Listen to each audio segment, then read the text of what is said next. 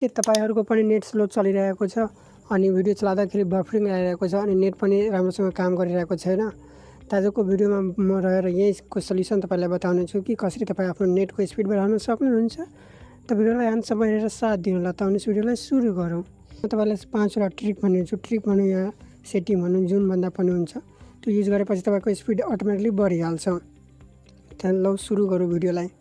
त्यसको लागि सबभन्दा पहिलो ट्रिक रहेको छ तपाईले आफ्नो राउटरलाई रिस्टार्ट गर्नु। किनकि वाइफाई कन्टिन्यू चलेको कारणले पनि त्यो वाइफाई स्लो हुन सक्छ। त्यसैको लागि तपाईले सबभन्दा पहिला आफ्नो राउटरलाई रिस्टार्ट गर्नुपर्छ। राउटरलाई रिस्टार्ट गर्दा त्यहाँबाट पनि गर्न सक्नुहुन्छ, हेर्न सक्नुहुन्छ यहाँ बटन दिएको हुन्छ राउटरमा, त्यहाँबाट गर्दा पनि भयो। नत्र तपाईले अर्को सेकेन्ड अप्सन रहेको छ, तपाई त्यसको होम पेज खोलेर पनि गर्न सक्नुहुन्छ। म तपाईलाई सेकेन्ड वाला अप्सन पनि हेराइदिरहेको छु। यसको लागि सबभन्दा पहिला आफ्नो क्रोम ब्राउजर खोलिहाल्नु होला। अनि तपाई आफ्नो लगइन गरिहाल्नु होला। लगइन गरेपछि यहाँ हेर्न सक्नुहुन्छ रिस्टार्ट बटन, त्यो बटनमा क्लिक गर्नुहुन्छ त्यो वाइफाई रिस्टार्ट भइहाल्छ। यसरी गरेर तपाई रिस्टार्ट गर्न सक्नुहुन्छ यहाँबाट पनि। सेकेन्ड अप्सन, अब सेकेन्ड ट्रिक छ कि तपाई आफ्नो राउटरमा त्यो 5G सँग कनेक्ट हुन सक्नुहुन्छ। धेरै जसो राउटरमा 5G वाइफाई दिएको हुन्छ, तर मान्छेहरूले 5G नयुज गरेर त्यहाँ 4G मात्र युज गरिरहेको हुन्छ। थाहै हुँदैन कसरी युज गर्ने 5G वाइफाई। त्यहाँबाट हेर्न सक्नुहुन्छ। म तपाईलाई हेराइदिनेछु 5G वाइफाई को इनेबल कसरी गर्ने। सबभन्दा पहिला त्यसको लागि आफ्नो त्यो होम पेज खोलिहाल्नु होला। अनि होम पेज खोलेपछि यहाँबाट हेर्न सक्नुहुन्छ एडभान्स सेटिङमा जानु होला।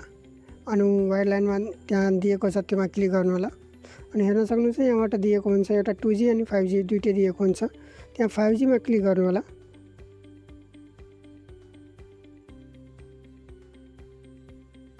यहाँबाट 5G बेसिक राउटरमा क्लिक गर्नु होला। अनि तपाई यहाँबाट अन गर्न सक्नुहुन्छ।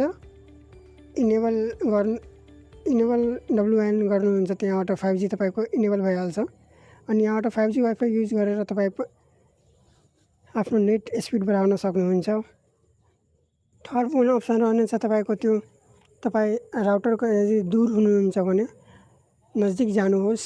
अनि सपोज तपाईको खिड्कीहरू डोरहरू क्लोज छ भने त्यो खोलेर युज गर्नु होला।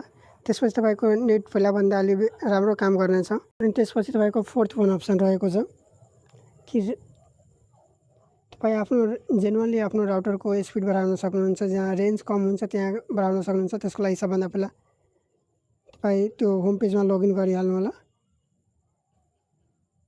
लगइन गरेपछि एडभान्समा जानु होला। अनि WAN लाइनमा क्लिक गर्नु होला। अनि 2G एडभान्स अनि 5G एडभान्स जसको रेन्ज तपाई बढाउन चाहनुहुन्छ त्यसको एडभान्समा क्लिक गर्नु होला।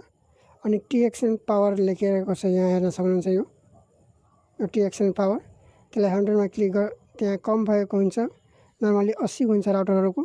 यहाँ सही गरेर तपाई यहाँबाट एप्लाईमा क्लिक गरिदिनु होला। अनि त्यहाँबाट पनि तपाईको वाइफाईको रेन्ज बढ्न सक्नुहुन्छ। अनि फिफ्थ वान अप्सन रहनेछ तपाई जुन वाइफाई युज गरिरहेको छ त्यसलाई भन्नु होला कि वाइफाईलाई डिसकनेक्ट गरेर राख्नको लागि। त्यसले पनि तपाईको वाइफाईको स्पिडलाई इफेक्ट पर्छ। यति गरेपछि तपाईको स्पिड बढ्नेछ। आजको भिडियोमा बस यति नै। भिडियो मन परेमा भिडियोलाई लाइक गरिदिनु होला अनि च्यानललाई सब्स्क्राइब गर्नु होला। Thank you.